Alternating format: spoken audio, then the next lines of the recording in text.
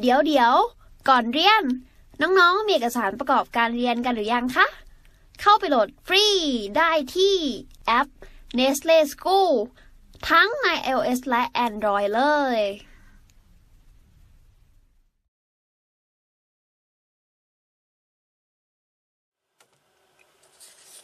ต่อมาจะเป็นเรื่องเกี่ยวกับการซ้อนทับของคลื่นนะครับก็จะเป็นหัวข้อที่3สำหรับบทนี้ก็ในหัวข้อที่ผ่านมาเนี่ยเราศึกษาคลื่นที่เป็นคลื่นเดี่ยวคำว่าคลื่นเดี่ยวครับก็คือคลื่น1ขบวนไม่มีการซ้อนทับกัน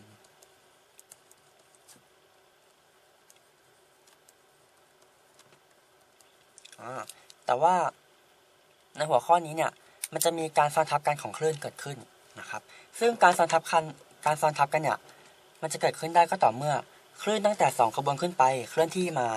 ซ้อนทับก็คือชนกันผ่านกันนั่นเองแล้วก็พอมันเคลื่อนที่มาซ้อนทับกันปุ๊บสิ่งที่เปลี่ยนแปลงไปก็คือ amplitude อย่าลืมว่า amplitude เนี่ยมันเป็นตัวที่บ่งบอกความสูงของคลื่นนะครับเนี่ยอย่างสมมติเรามีคลื่นนี้ amplitude ก็คือจุดที่วัดจากจุดสมดุลไปยังจุดสูงสุดหรือต่ำสุดนั่นเองซึ่งการเปลี่ยนแปลงของ amplitude เนี่ยเราสามารถนำ amplitude ของแต่ละคลื่นมารวมกันแบบเวกเตอร์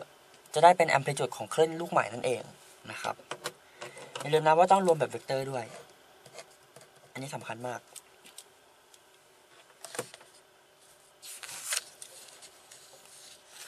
ก็เรามาดูตัวอย่างกันเลยดีกว่านะครับ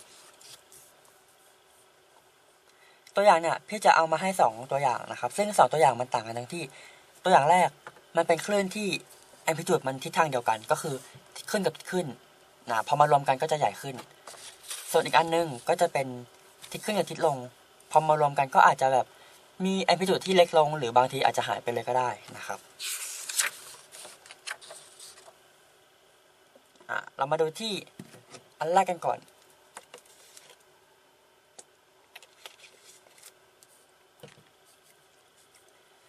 พี่ให้ amplitude ของคลื่นลูกที่1เป็น A1 amplitude ของคลื่นลูกที่2เป็น A2 นะครับมีคลื่น amplitude A1 และ A2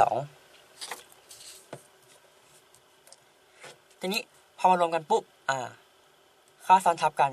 คลื่นรวมก็จะเป็นผลรวมของ amplitude เนี่ย amplitude ตรงเนี้ยจะมีความสูงเป็น A1 บวกกับ A2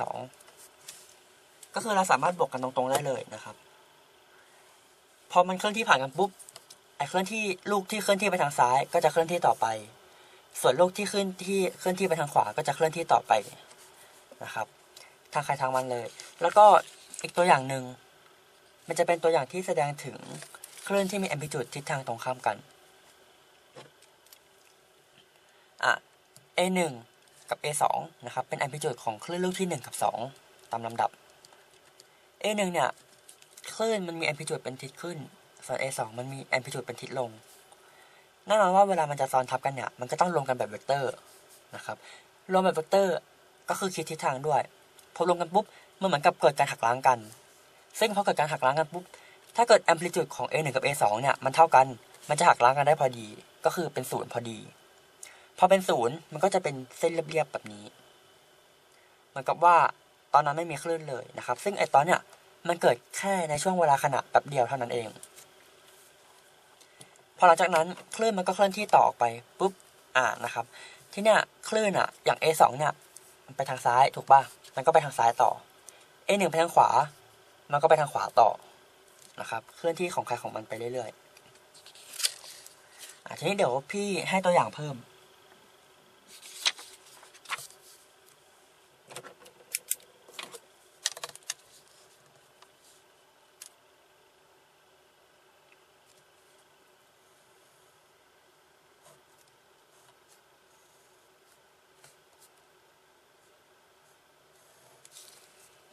สมมติ2ลูกนี้เคลื่อนที่มาชนกันปึ๊บสิ่งที่เกิดขึ้นคืออะไรก็จะมีการเปลี่ยนแปลงของ amplitude ถูกปะ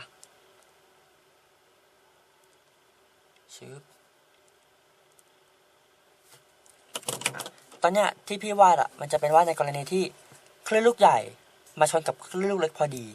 มาซ้อนทับกันพอดีนะครับวิธีการวัดพี่จะวัดอย่างนี้ให้เรารวมแบบเวกเตอร์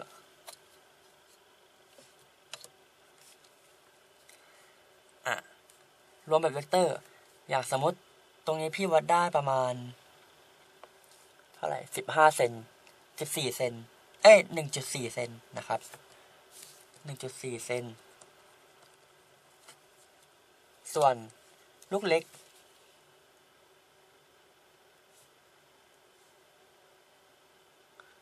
วัดได้ 0.5 เซนนะครับพอมารวมกันปุ๊บแอมพลิจูดน้องก็จัดการเอาแอมพลิจูดของ2คลื่นเนี่ยมาบวกกัน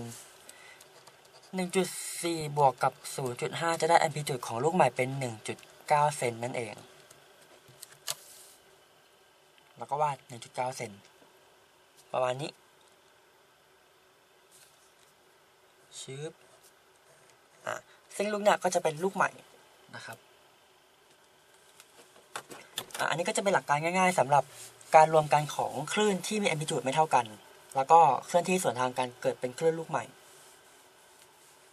พอหลังจากนี้ไอ้คลื่นลูกเนี่ยก็จะเคลื่อนที่ไปทางขวาลูกเนี่ยก็จะไปทางซ้ายแยกกันไปแล้วก็มาดูตัวอย่างในกรณีที่มันเคลื่อนที่แบบแอมพลิจูดตรงข้ามกันดีกว่า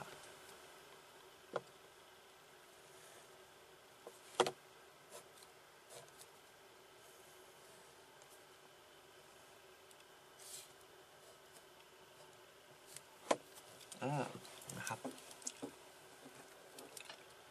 แล้วก็เคลื่อนที่มาชนกัน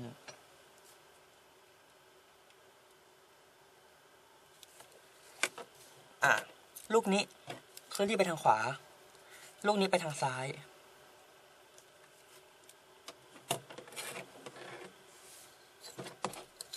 แล้วก็วัดเลย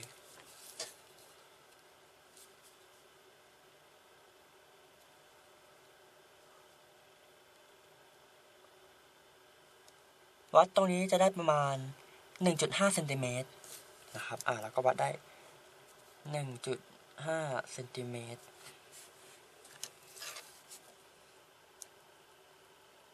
ส่วนตรงนี้วัดได้ประมาณ 0.8 เซนติเมตรแล้วเราก็วาดตอนที่มันรวมกัน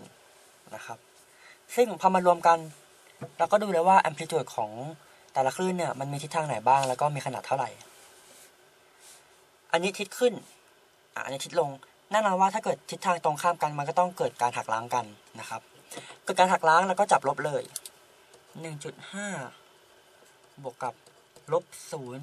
0.8 ที่พี่เขียนเป็นบวกก็เพราะว่าพี่แสดงถึงการรวมแบบเวกเตอร์นะครับลบเนี่ยเป็นทิศทางที่ตรงข้ามกับ 1.5 ออกมาจะได้เป็น 0.7 เซนติเมตรซึ่ง 0.7 เนี่ยมันเป็นทิศทางบวกเพราะว่าฝั่งทิศขึ้นเนี่ยมันเป็นมีแอมพลิจูดมากกว่าใช่ไหมแล้วก็ฝั่งเนี้ยแอมพลิจูดน้อยแสดงว่าผลรวมที่ได้ออกมาก็ต้องเป็นฝั่งที่ไปทางมากก็คือฝั่งทิศขึ้นนั่นเอง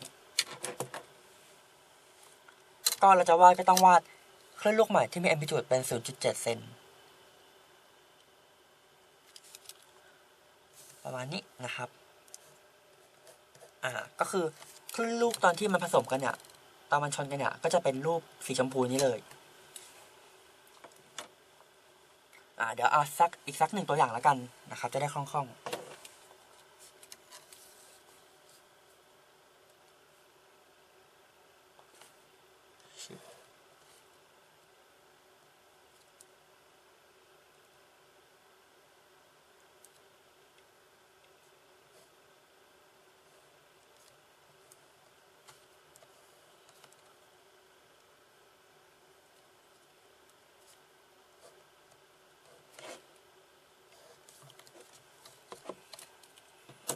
อันนี้ก็เหมือนเดิมเลยนะครับหลักการใช้หลักการเดิมตลอด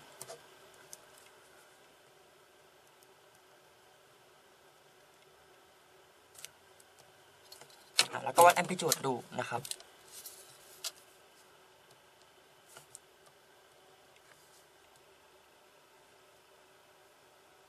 ตรงนี้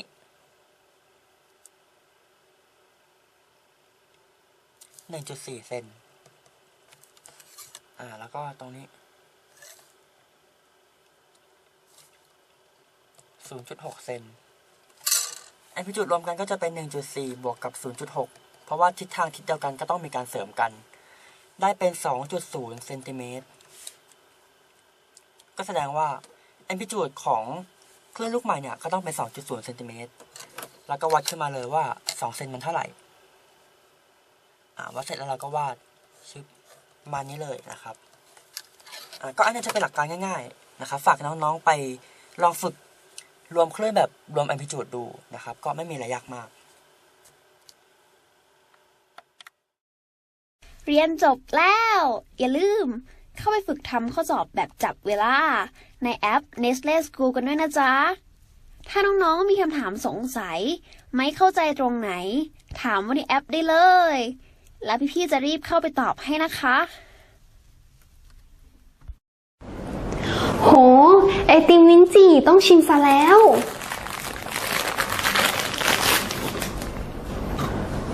อืม